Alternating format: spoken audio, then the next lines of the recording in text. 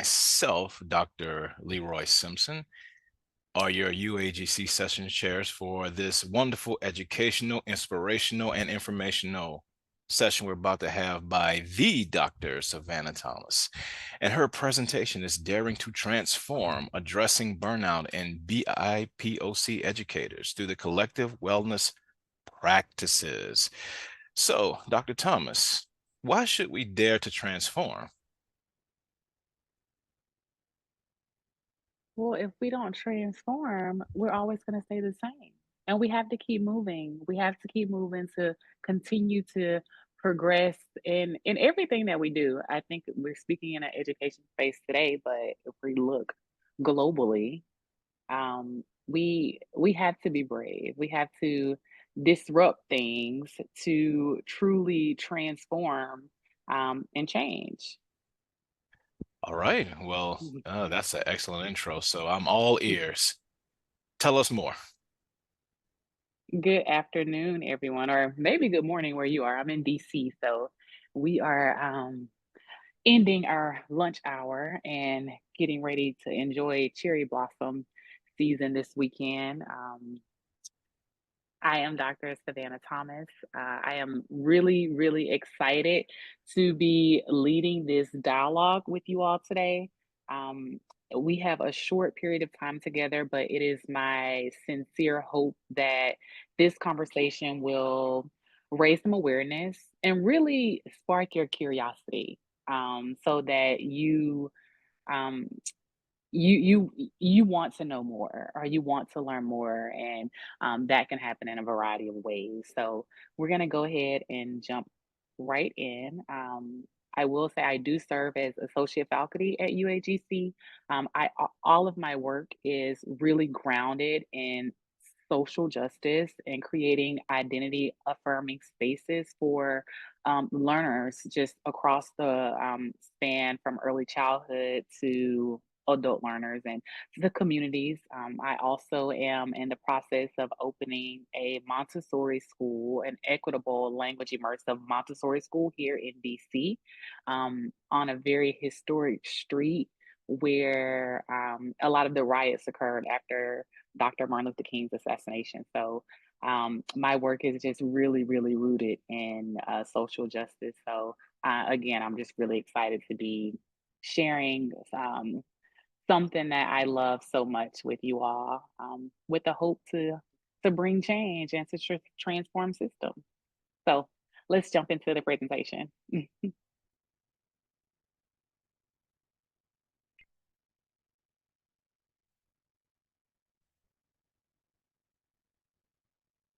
Okay, I can't actually see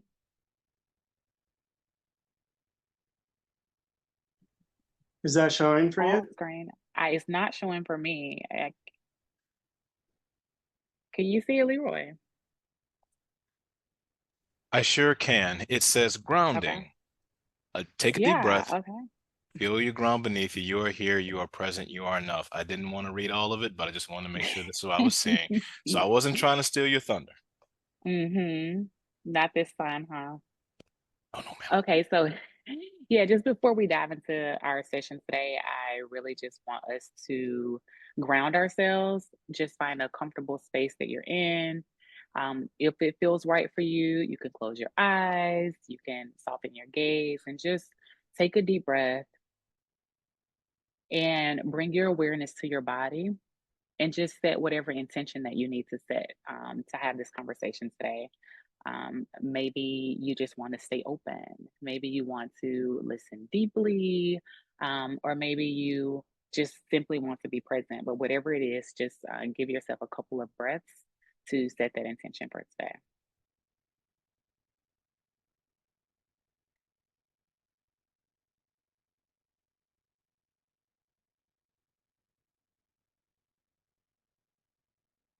Thank you. We can go ahead and move on, Paul. I also want to begin this dialogue with us honoring the Tahana Udam and the Paskal Yaqui people, whose ancestral land we stand on in the terms of Arizona, where the campus is located, and just carry their legacy of resilience into our work, and just to our overall pursuit of equitable and just spaces.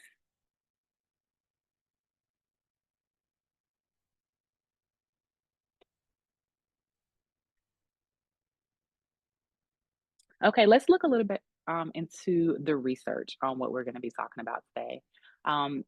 It's very important that we ground ourselves in research, and the research on this particular topic really was strong, and it speaks directly to the realities that many educators face, particularly those of us who identify as Black, Indigenous people of color. And so this particular article really just explores how systemic inequities, especially those around racial discrimination and chronic stress, often impact mental and the physical health of individuals from historically marginalized communities. And this particular article was a lot around the health space, but there are so many parallels. There's so many parallels to us in the field of education. And it's just really important to know that burnout is not just about a heavy workload or just an inability or to manage time effectively, or time management is really deeply tied to systemic stressors that we have to navigate day in and day out. And that can be anything from like emotional labor to code switching, which I know so well, and just the feeling of having to prove our worth in spaces that may not necessarily have been designed for us. And so this research is just really powerful because it really focuses on solutions to these things and just the importance of having community based interventions and collective support to truly move forward in the spaces and to be able to prevent things like burnout. So today we're going to talk more not just about self care in the midst of like going to a yoga class, which is great, right? But really reimagining what self care is as more of a communal and systemic act of resistance and restoration.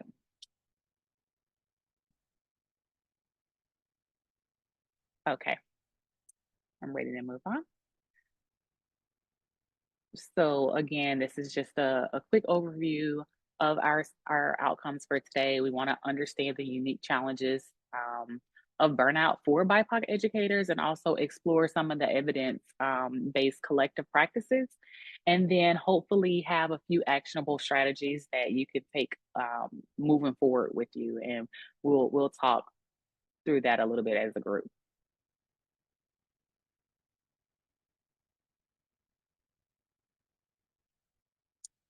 Okay.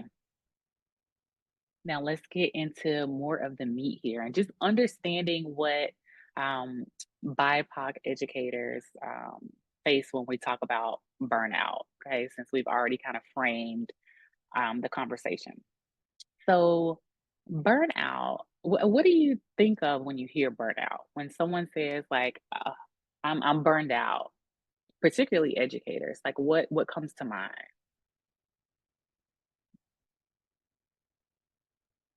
You can drop it in the chat, If I may answer, Dr. Thomas, of course. uh, burnout to me is when I don't know how to really describe it, but it'll hit you. Mm, It will hit you all of a sudden in mid-task or in mid-conversation. It will the tiredness of your body will just brick wall you, and you will literally stop in time. And that is something I experienced when I had burnout, mm. when you just Thank you couldn't for go. sharing.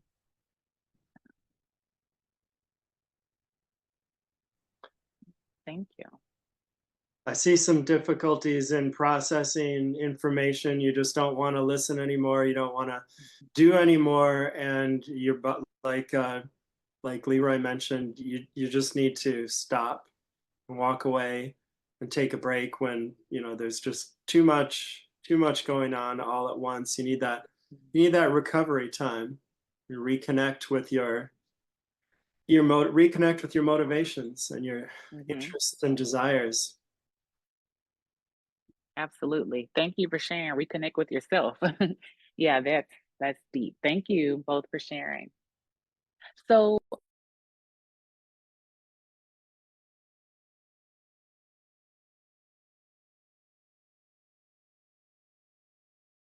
I think your audio got muted, Dr. Thomas.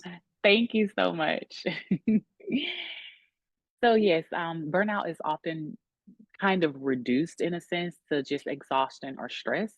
But for BIPOC educators, it is deeply tied to racial fatigue, to emotional labor, to systemic inequities.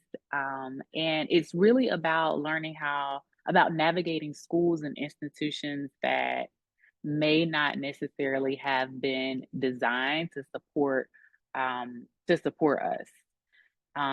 But at the same time, we're constantly being asked to show up, to represent, to give more. And so just looking at some of the key contributions for burnout, let's first talk about racialized stress and microaggressions. Um, a lot of that research, many of the studies just reported that BIPOC educators feel an intense need to prove themselves more than their white counterparts or their colleagues, while also managing just the daily toll of those microaggressions, whether that is having their expertise questioned or another very common one was like being mistaken for support staff, and also just like feeling unheard in a lot of decision making processes that happen in their institution. And then, kind of moving on to invisible labor and cultural taxation. This is kind of when BIPOC educators are expected to mentor students of color or to serve on the diversity committees or kind of be the cultural expert in their space, all without, additional compensation or additional recognition for that work. Excuse me. And then there's also just inequitable workloads and a lack of support. And again, this is what many studies were very consistently showing, that BIPOC educators are more likely to work in under resourced schools, take on extra responsibilities and duties, and also receive less institutional support. And so this inevitably leads to higher burnout rates and unfortunately higher turnovers. And so we know that education is a profession that can change quickly. And there are a lot of Black educators specifically that have left the field over the last decade. So again, just the numbers really speak for themselves. The research shows that BIPOC educators experience burnout at significantly higher rates than their counterparts. And a couple of the slides, I think this is the slide that had a study that had more of the stats on it. And I'm happy to like share those directly if anyone would like those studies, and that they leave the profession within the first 5 years due to some of these systemic challenges. And then also beyond the statistics, we have to just acknowledge the emotional weight of being the only one kind of in the room or one of the few in a particular institution. Many of us have been in rooms where we're the only BIPOC voice, and we're expected to speak on behalf of the entire community. I, for one, can say that I have been in this situation in many of the positions that I've held at previous institutions. And in part, this is what inspired me to start my own school for my daughter, because I believe in the power of Montessori education for liberation for BIPOC children. But those schools are traditionally in certain types of neighborhood. And more often than not, um, she's going into a Montessori class and she doesn't have any or very few peers that look like her. So that is, I mean, across the spectrum from, again, from early childhood all the way up through higher institutions. So what do we even do about this? Like, how do we push back against burnout in a way that puts the burden that doesn't put the burden solely on an individual? Um, let's think bigger than that. So that's where we are now. We want to talk a little bit about collective wellness practices as a true means to transform and to, I like to use the word resist.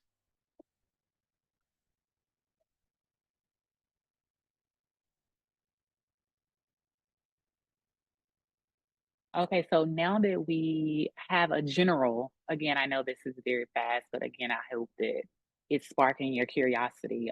So now that we have a general overview or understanding of some of the systemic natures of burnout for BIPOC educators, let's talk about some solutions. Okay, now we already know, let's just be clear, it's not an individual problem. And I know sometimes it can feel individual, it can feel isolating, but it's not a problem that just a standalone self care act can actually fix. It's something that must be collective. Okay. And so, too often, institutions tell educators, just take a break, like take one day off, which is great. Like, take your day off, like for sure. Practice self care while not necessarily doing anything to change the conditions that like are the root cause of the burnout in the first place. And so our goal is really to move beyond just performative wellness and more toward sustainable practices that are rooted in community that will really help and support. So there are a few different things that the research suggested, and I did a little bit of informal research, like on my social media, just a poll, and it was really interesting to see some of the responses were really in line with what the research that I had done had also supported. So one of the most powerful tools against burnout is connection. Like we as humans, even if you're an introvert, I am an introvert. I am so introverted, but we as humans crave connection. Okay, so affinity spaces where BIPOC educators can gather, they can share their experiences and just truly like love on and support each other are crucial for well-being. So just having a space where you don't have to code switch or over explain a particular situation or really or justify your feelings about something. These types of groups can be truly affirming and also transformative. I actually worked for a company about 5 years ago, and we implemented this these groups, and they were called safe spaces, but safe spaces for all. And it was on a Zoom, and we would just hop on like once a month as different cultural groups, and you would just coexist with your colleagues. And I mean, you could talk about anything. Like it is literally just a space of connection with people. And then also restorative practices. This can look like healing circles, storytelling. Oh, storytelling is so profound. And then also just reflective practices that allow educators to really process the racial fatigue that they may have or be experiencing, as well as workplace stress. And then rest. Rest is like one of my favorite ones. I feel like when I'm talking to educators about this, and it feels so hard because you have these never ending to do lists, right? But rest is a form of resistance. It is prioritizing your breaks, taking your lead, setting boundaries, really pushing back against any type of toxic productivity. Um, like it, that is a radical act of self care, but also just in the systems that expect us to like just constantly be working and overextended. And then we have culturally responsive self care, and that's care that's really just rooted in culture and community.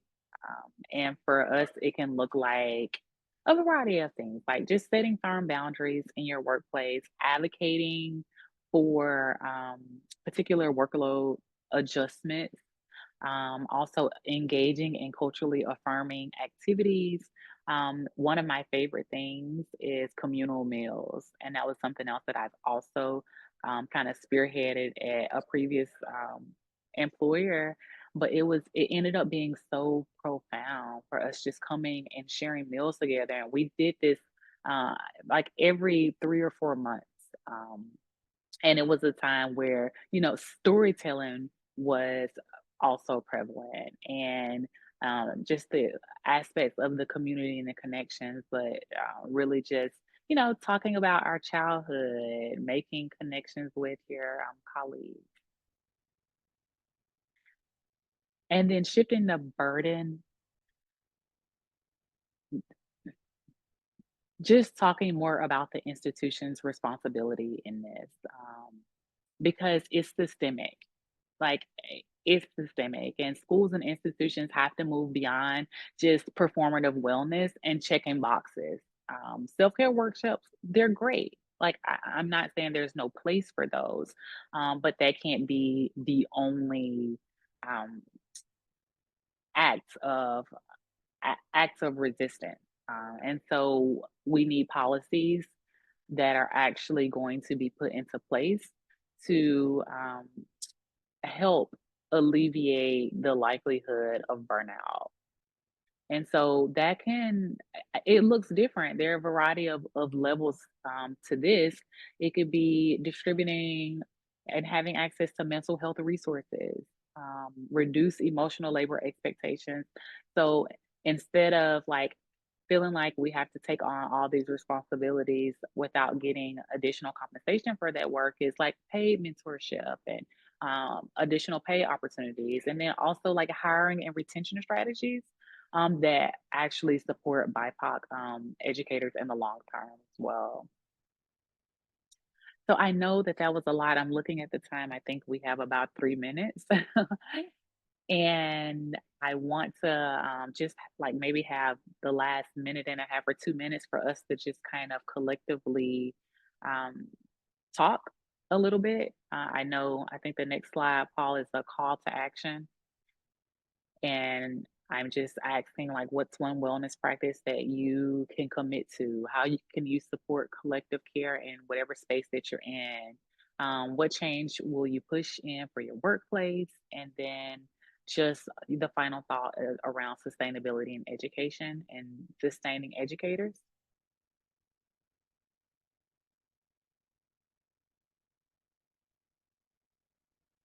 So we can, if any one of those is really resonating with you, or something that I've said, I'd love for you to share. We'd love to hear your voice, or maybe you can just drop it in the chat.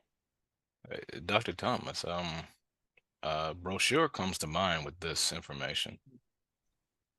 To be real honest with you, it's like I just see this in the brochure and you passing it out or a PDF. I mean, it kind of resonates. Well, how do you get started, right? And how do you build off of it? Um, because you kind of almost given instructions. That's what I look at it as. It's like you gave instructions on how to do it, but it's like, where do you start with it? So that was my take on it, but excellent presentation nonetheless. Thank you for sharing. Yeah, thank you so much. So many thoughts, but your comments made me think, just go right to policy. Like, what are the policies we need? If they're not implemented, then wellness is fake. it's just another burden for somebody to check the box. Yes, did you do, today's wellness activity? Please submit your report.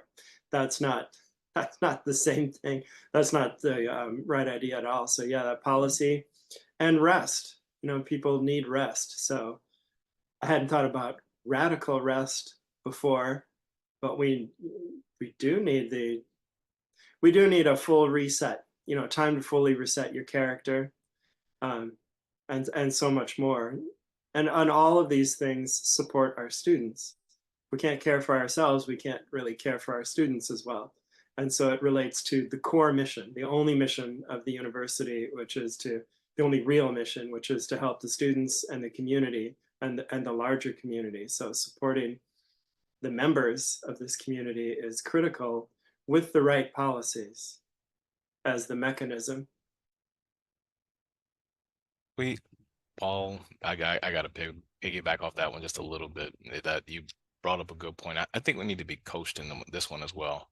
Once again, we're in a society where we work 9 to 5, and that comes from traditional school, I'm afraid, where you got to work 9 to 5, where you're taught to, if you don't do this in this amount of time, this task in this time, you won't get this reward.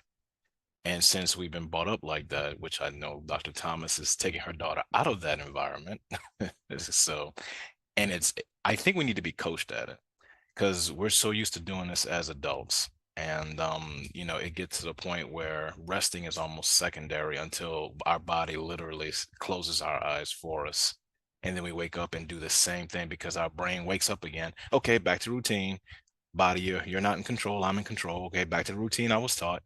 When I think the message I'm getting here is that the body should take over and the brain should listen to the body and adhere to that rhythm instead of the rhythm that the brain was stimulated to teach and that was taught and that was reinforced. Yes, thank you. Thank you for sharing. Yes, instead of what you have been conditioned to do, right? Like you are really checking in with yourself and honoring, you know, um, yourself, right? So thank you. Thank you for allowing space for me to share this work with you all, and I hope that um, it enlightened you or made you curious um, in moving forward. Well, Dr. Thomas, we appreciate you. I mean, again, this is something kind of that how do you put it? It was a disruptor.